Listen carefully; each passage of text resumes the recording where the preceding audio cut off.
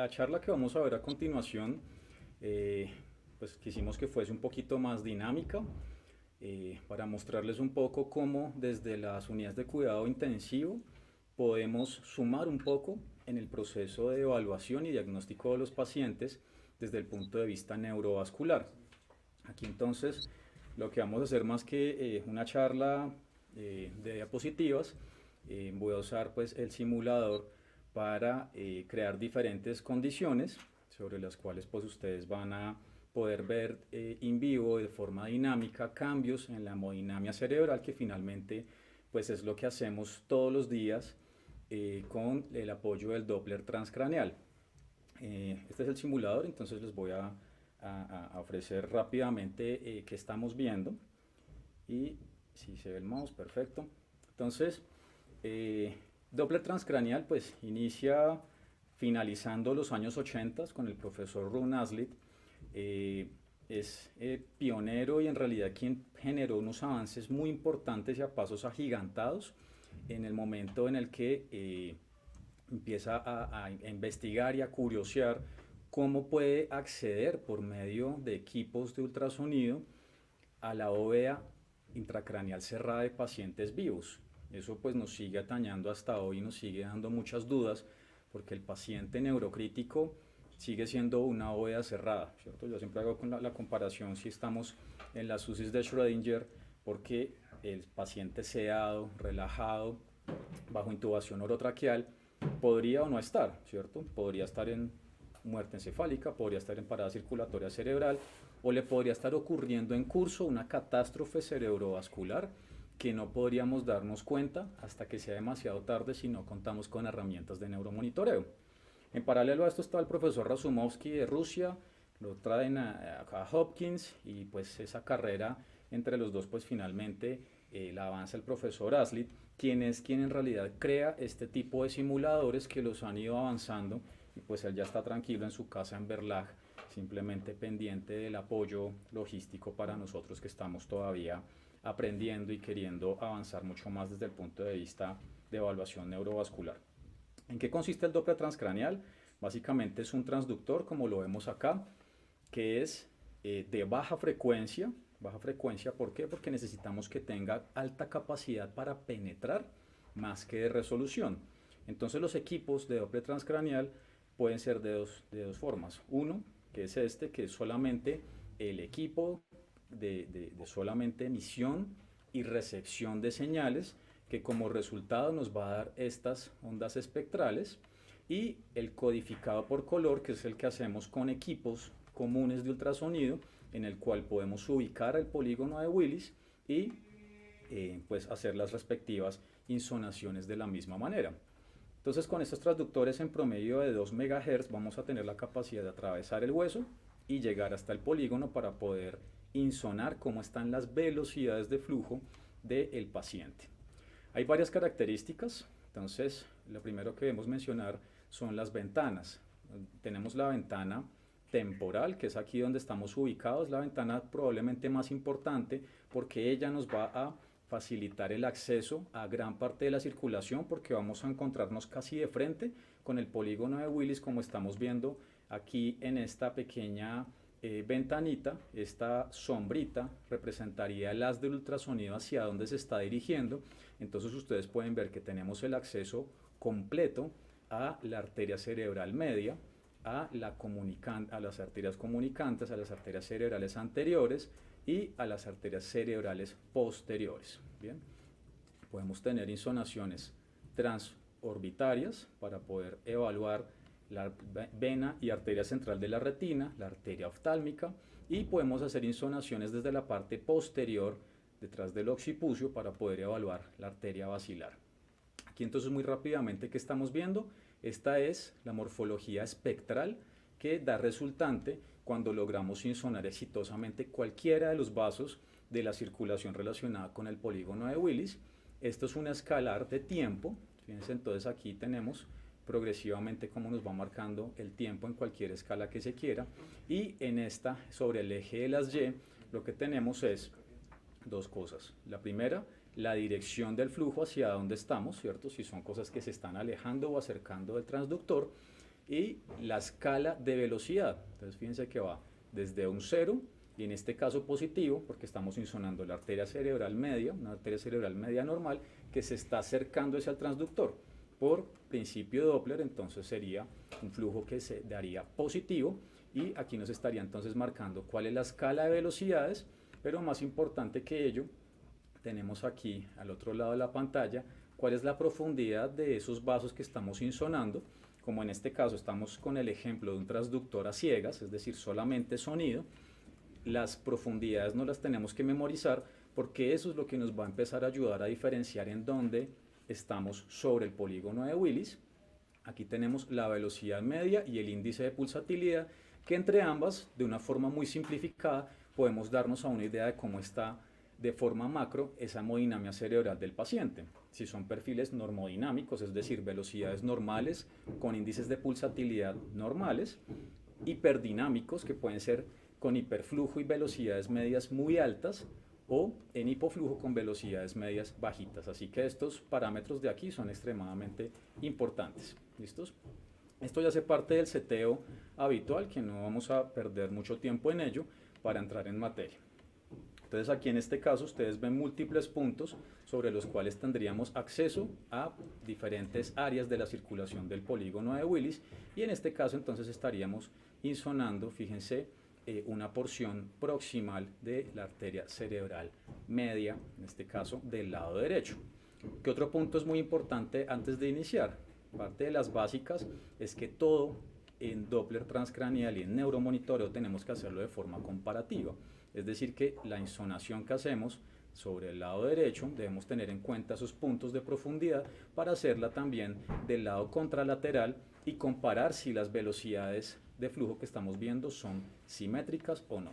Entonces aquí voy a descongelar el trazado para que escuchemos cómo sería la espectral y el sonido de una arteria cerebral media normal.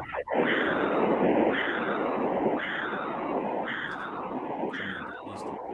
Muy bien. Entonces, este sería un trazado habitual con esas características de sonido. Como lo que nos atañe hoy es cómo sumamos evaluación neurovascular, pues vamos a meternos inmediatamente en la evaluación de diferentes patologías. Aquí estamos, vamos a insonar del lado contralateral, mismo punto, y fíjense que las velocidades deberían ser más o menos cercanas y concordantes.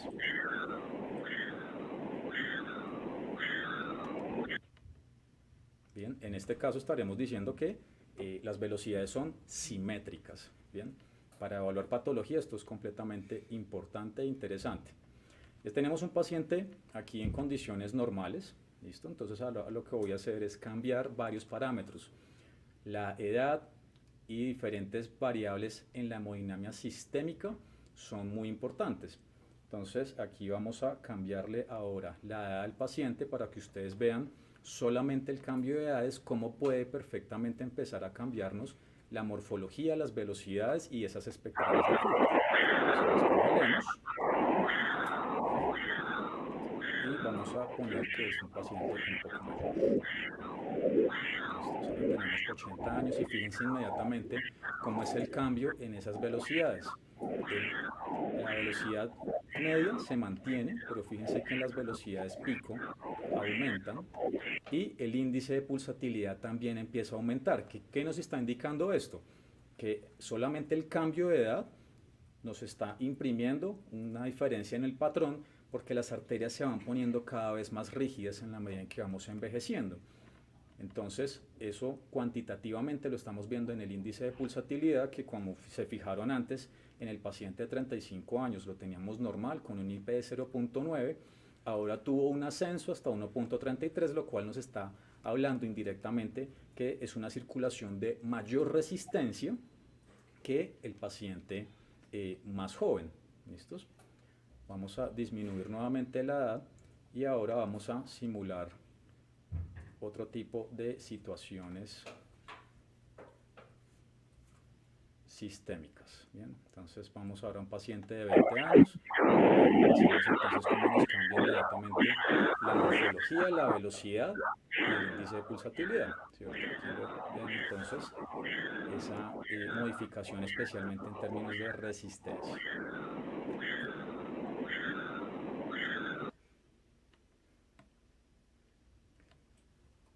¿Qué efectos sistémicos se van a presentar en la hemodinamia cerebral?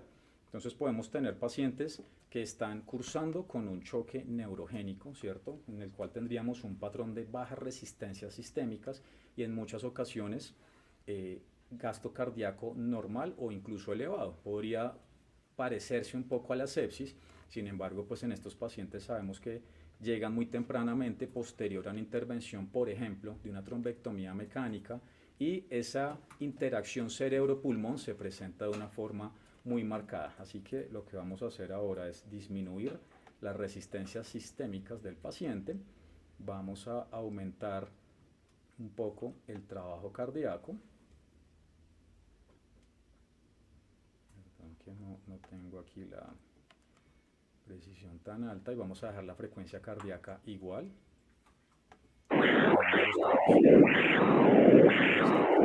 Entonces, esto es una cosa que muy frecuentemente nos podemos ver abocados. ¿Por qué lo estamos viendo así? Y aquí lo pauso para que tengamos el comparativo con lo que veníamos más o menos normal. Entonces tenemos un volumen latido sistólico que en este caso está más alto, ¿cierto? Y se va a ver representado por un aumento también en el volumen sistólico de entrada al cerebro, ¿cierto? Entonces tenemos una velocidad picosistólica mucho más alta, unos componentes que aquí ustedes ven que se empieza a mellar, ¿sí? Eso no nos conviene tanto, y unas velocidades de fin de diástole que tienen una caída muy abrupta, muy importante, lo cual se traduce en que el índice de pulsatilidad también se aumenta. En este caso ya no estamos hablando de que las arterias estén rígidas, sino que es parte de los mecanismos de autorregulación del cerebro defendiéndose, intentando llevar más flujo sanguíneo cerebral para mantenerse a raya con ese aumento de las variables sistémicas en esas condiciones muy extremas. Ahora vámonos para el otro extremo, en donde tengamos una condición de bajas resistencias y bajo gasto cardíaco. Por ejemplo, si tuviésemos una cardiomiopatía por estrés o un neurotakotsubo, como le llamamos nosotros, en donde ahora el gasto cardíaco sí va a estar comprometido. ¿Qué le pasa a la hemodinamia cerebral? Fíjense acá el cambio inmediato de lo que sucede, ¿cierto? Podría llegar incluso a estos patrones tan extremos, donde el gasto está tan bajito que no alcanza a generarse una presión de perfusión cerebral adecuada. Y ahí es donde siempre nos escuchan a los hemodinamistas y a los intensivistas y a los neurointervencionistas la aumentación hemodinámica, porque la presión arterial media sí es importante y porque necesitamos individualizar las metas que debemos trazarnos con estos pacientes, porque si lo dejamos así, pues este paciente, fíjense que tiene unas velocidades extremadamente bajas y unos índices de pulsatilidad extremadamente bajos también, es decir, es un patrón de hipodinamia cerebral que finalmente va a terminar llevando una hipoperfusión global si no hacemos alguna intervención adecuada. ¿Cuál es la intervención inmediata? Pues si sabemos que es un neurotakotsubo, necesitamos aumentar la fuerza contráctil del corazón por las vías que sean necesarias, e incluso podríamos llegar a requerir asistencia mecánica con tal de mejorar esto. Pero si esto no lo estamos evaluando, pues no lo vamos a poder saber, ¿cierto? El paciente que termina el procedimiento y no se despierta, no se despierta, no se despierta, todo el mundo está con la incertidumbre de qué está sucediendo, pues hay hipoperfusión cerebral global. No hay forma de que el paciente se despierte en condiciones tan extremas como estas. ¿Listo? Vamos aquí a volver a los parámetros de normalidad para que nuevamente noten el cambio tanto en el sonido y en las características. ¿Listo? Aquí tuvimos una aumentación hemodinámica, le pusimos milrinone y todos contentos porque el paciente logró perfundir su cerebro adecuadamente de nuevo. Bueno, muy bien. Vamos ahora a otro tipo de situaciones patológicas de las que podemos identificar en la unidad. Entonces, parte de lo que sumamos, creo yo, dentro de la evaluación y el diagnóstico de los pacientes con ictus, especialmente criptogénico, cuando estamos todavía en esa fase de evaluar cuál es la etiología potencial. En la institución lo que hacemos es que pacientes jóvenes, pues hacemos una evaluación bajo sospecha de que exista un foramen oval permeable y ustedes conocen, pues se hace el ecocardiograma transtorácico, eventualmente si quedan dudas se hace también un transesofágico, se hace prueba de burbujas. Entonces aprovechamos ese momento de las burbujas para hacer una insonación también en el Doppler transcraneal.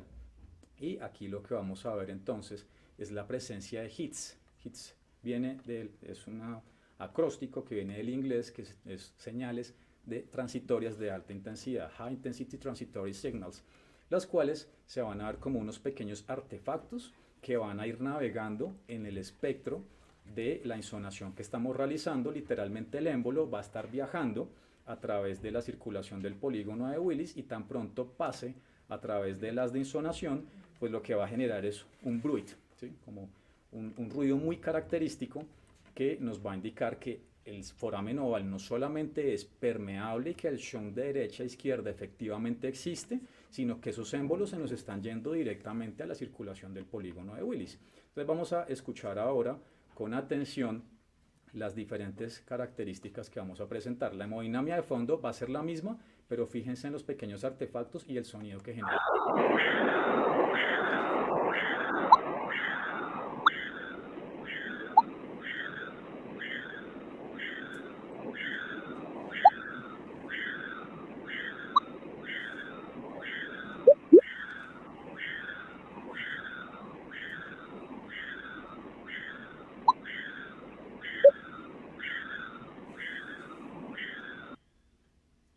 Bien, entonces estos son los artefactos de señales transitorias de alta intensidad.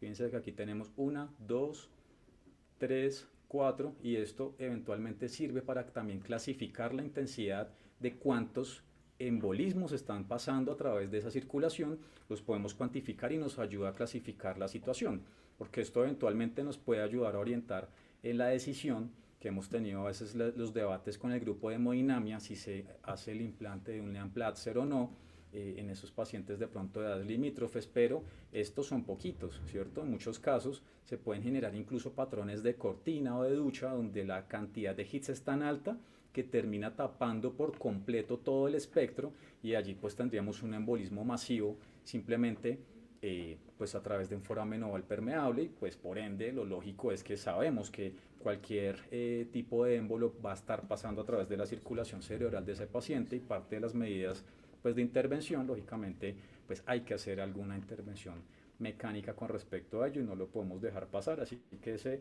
pequeño sonido como si el Doppler le estuviera dando hipo son señales transitorias de alta intensidad y son muy importantes que los tengan en cuenta para su evaluación diagnóstica neurovascular.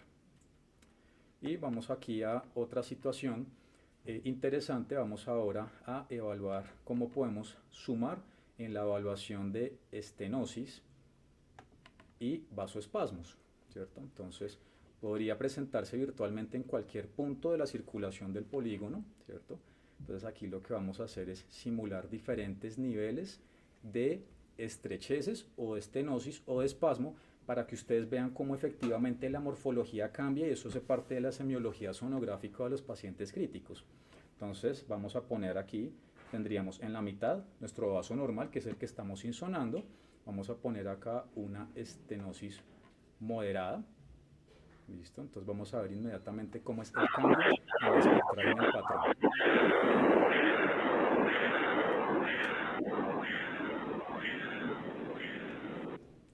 Lo voy a pausar ahí para que ustedes vean entonces la comparación. Por principio de Snell, ustedes saben que en la medida en que se va estrechando la luz, las dificultades que se está presentando al flujo sanguíneo para atravesar esa nueva resistencia son muy importantes, lo cual nos va a llevar a un aumento en las velocidades de flujo sanguíneo, ¿cierto? Entonces ustedes ven aquí como esas velocidades pico, que aquí venían normales, aquí se nos empiezan a incrementar progresivamente en la medida en que esa estenosis está presente. Y ahora vamos a ver qué pasaría si empeoramos aún más esa estenosis. Una casioclusiva, que sería este caso. ¿Listos? Entonces vamos a verlo.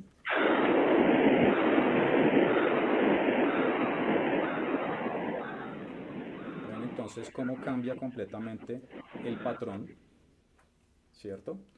En la medida en que se empieza a hacer más estenótico, pues ese flujo le va a costar mucho más trabajo pasar a través de esa zona tan estrecha y empieza a generarse disminución progresiva del flujo sanguíneo cerebral y terminaría en un punto casi de agotamiento si esto progresa a un patrón flujo parvus status. Bien, entonces no sé si hasta ahí vamos del tiempo. ¿Sí? ¿Completo ahí? ¿Así? Bueno, listo, muy bien. Entonces tenemos un momento más. Ahora vamos a simular una situación de vasoespasmo. ¿Listos? Vamos aquí a vasoespasmo moderada para poder tener la comparación. La diferencia, y fíjense bien en los cambios de sonido. ¿Sí? Esto ya es como un silbido, es mucho más agudo. Y fíjense que además está sucediendo un fenómeno extra, porque aquí las velocidades se me volvieron tan altas que es como si yo cogiera un papel y lo plegara. Esto se llama un fenómeno de aliasing. ¿Qué quiere decir esto? Que las velocidades son tan altas que se me empiezan a meter en la espectral del campo de velocidades negativas, es decir, las que se deberían estar alejando, y para el equipo esto técnicamente sería ininterpretable, ¿cierto? Porque la velocidad media indudablemente aquí no es 23, ¿cierto? Aquí podríamos estar ante cualquier situación de vasoespasmo, llámese posterior a una hemorragia subaracnoidea, un síndrome de vasoconstricción reversible, una materna preeclámptica severa, cualquiera de estos podría estar condicionándose esta situación. Entonces vamos a disminuir la línea de base y vamos a ajustar la frecuencia de repetición de pulsos.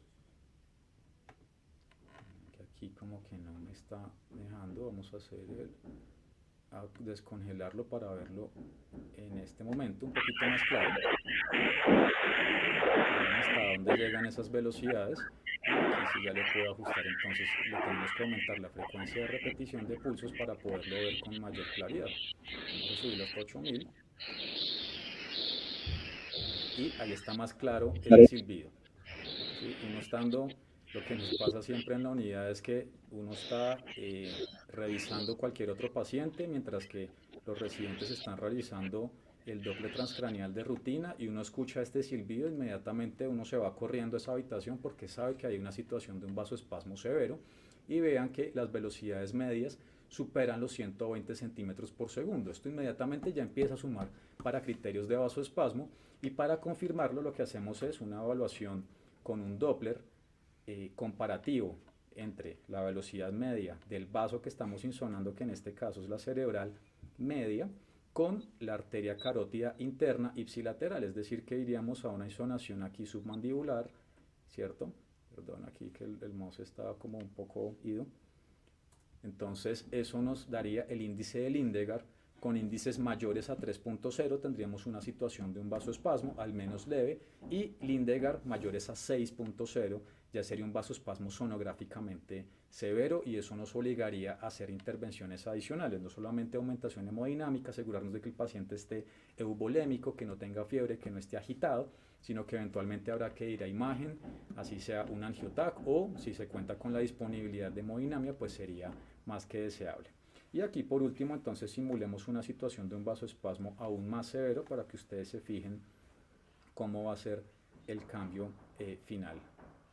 Listo, entonces vasoespasmo severo, descongelamos, y ven cómo esas velocidades de flujo siguen aumentando, se nos empieza casi que a pasar del espectro sensible del equipo, llega al máximo, y está ese silbido, ¿cierto?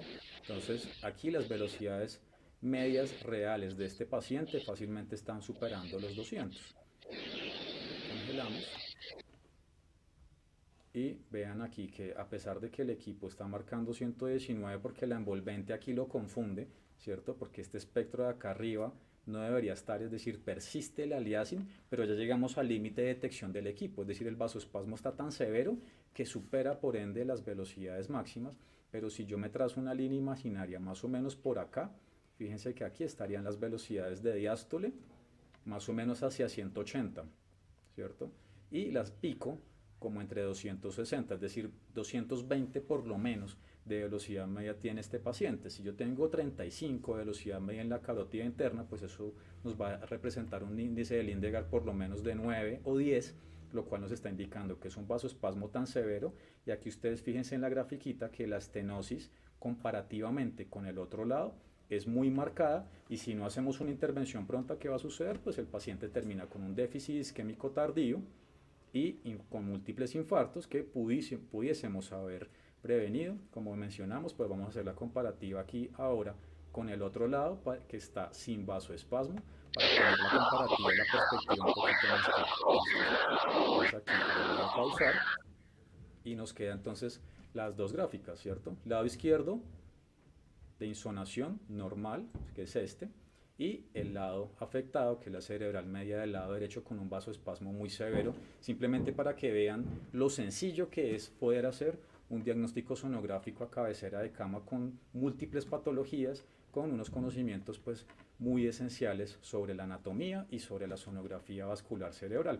Así que bueno, espero que esto les haya resultado interesante y pues los motive a seguir estudiando y ahondando un poquito más en la evaluación neurovascular de sus pacientes, no solamente los críticos, porque esto obviamente también tiene cabida para empezar a generar en nuestro país laboratorios de neurosonología como lo existe en el resto de países del mundo, y en eso en realidad estamos bastante atrasados, pero pues poco a poco nos iremos moviendo hacia ello. Así que muchas gracias por la atención y buen día.